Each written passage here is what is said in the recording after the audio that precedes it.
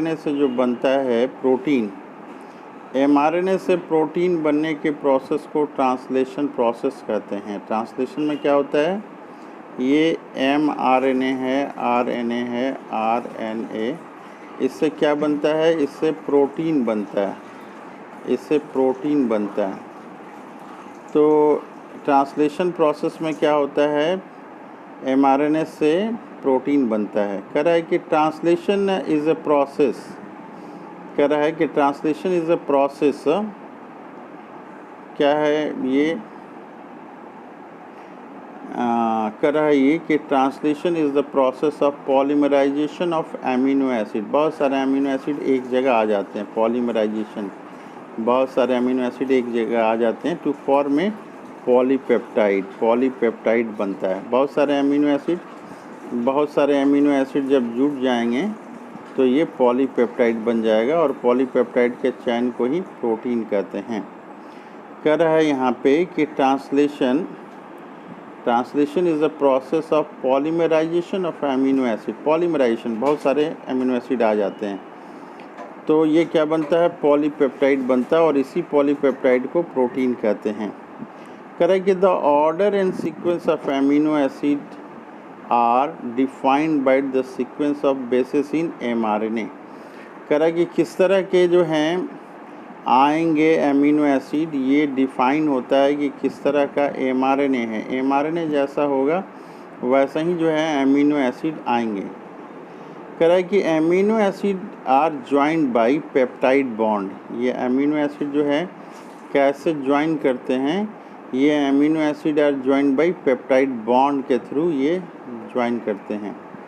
कह रहा है कि इट इन्वॉल्व फॉलोइंग स्टेप्स, इसमें निम्नलिखित जो है नीचे लिखे हुए हैं वो स्टेप्स होते हैं। पहला स्टेज क्या होता है, चार्जिंग ऑफ tRNA। ये tRNA जो है ये चार्जिंग होता है, इसमें ATP से ये चार्ज होता है। ये नंबर क्या है, चार्जिंग ऑफ tRNA। जब tRNA चार्ज हो जाता है तो कह रहा है कि फॉर्मेशन ऑफ पेप्टाइड बॉन्ड होता है। ये बी नंबर में फॉर्मेशन ऑफ पेप्टाइड बॉन्ड कहाँ होता है, between two charge, formation of peptide bond between two charge, ये टू चार्ज tRNA हैं, यहाँ पे ये बता रहा है। तीसरा हम लोग देख रहे हैं यहाँ पे कि the start codon is AUG। Start codon क्या है, ये AUG है। प्रोसेस हम लोग देख रहे हैं कैसे ट्रांसलेशन होता है, तो बता रहा है the start codon is AUG है। इसके बाद बता रहा है an mRNA has some additional, ये जो mRNA है उसमें सम एडिशनल सीक्वेंस होते हैं। mRNA has some additional sequence that are not translated, वो ट्रांसलेटेड नहीं होते हैं और उसको कहते हैं हम लोग अनट्रांसलेटेड रीजन, UTR, इसको UTR हम लोग कहते हैं। कह रहा है कि फॉर इनिशिएशन, जब इनिशिएशन होता है, शुरुआत होता है, फॉर इनिशिएशन, उस समय राइबोसोम बाइंड टू mRNA, कहाँ पे बाइंड करता है, एट स्टार्ट कोडोन पे बाइंड करता है। उसके बाद बता रहा है कि राइबोसोम जो है, ribosome moves from codon to codon, ये मूव करता है along mRNA for elongation for protein chain. जब इलोंगेशन प्रोसेस होता है तो कोडोन टू कोडोन ये राइबोसोम मूव करता है।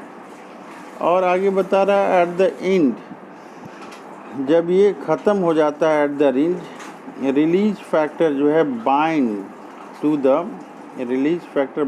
द स्टॉप कोडोन, ये स्टॉप कोडोन है, वहाँ पे रिलीज फैक्टर बाइंड करता है और क्या करता है, टर्मिनेटिंग द ट्रांसलेशन, ये टर्मिनेट करता है।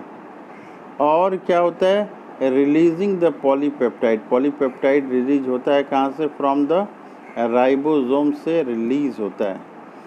ये डायग्राम दिखाया गया है कि किस तरह से यहाँ पे हम लोग देख रहे हैं, ये mRNA का सीक्वेंस है। ये यहाँ पे tRNA जो है, जिस तरह का tRNA है, जैसे ये tRNA है, ये इसका जो कॉम्प्लीमेंट्री बेस है, कॉम्प्लीमेंट्री बेस ये है AAU, यहाँ पे आके ये लगेगा। ये tRNA जो है अपना इसका जो एंटी कोडोन है, इसके कोडोन पे यहाँ पे ये आया है। ये जो एंटी कोडोन है tRNA का, यहाँ mRNA के इस कोडोन पे आया है। इस तरह से आते जाता है और ये अमीनो एसिड जो है ये ज्वाइन करते हैं ये पेप्टाइड बॉन्ड के थ्रू। tRNA, दो tRNA के बीच जो ये है एमिनो एसिड, ये दोनों जो है एमिनो एसिड पेप्टाइड बॉन्ड से जुड़ते चले जाते हैं और लंबा सा ये पॉलीपेप्टाइड चेन बनता है। जो रिलीज हो जाता है, जो एमिनो एसिड दे चुका होता है, वो tRNA फिर बाहर निकल जाता है। नया एमिनो एसिड नए कोडोन के अनुसार फिर यहाँ पे आके अटैच होता है और इस तरह से पॉलीपेप्टाइड चेन आपका लंबा होता है। तो हम लोग देख रहे हैं यहाँ पे कि सबसे पहले जो है राइबोसोम जो है ये छोटा यूनिट आके जुड़ता है, फिर राइबोसोम में बड़ा यूनिट आके जुड़ता है और फिर वहाँ पे tRNA आके mRNA पे आके जुड़ता है और 1 से 2, 2 से 4 एमिनो एसिड होते जाते हैं और लंबा सा पॉलीपेप्टाइड बॉन्ड जो है, लंबा सा पॉलीपेप्टाइड बॉन्ड, ये पॉलीपेप्टाइड चेन तैयार रहता है और इसी को प्रोटीन कहते हैं। तो ये थोड़ी बहुत बातचीत हुई ट्रांसलेशन के बारे में। ट्रांसलेशन के बारे में हम लोग देखें। अब हम लोग नेक्स्ट देखेंगे कि रेगुलेशन ऑफ जीन एक्सप्रेशन कैसे होता है।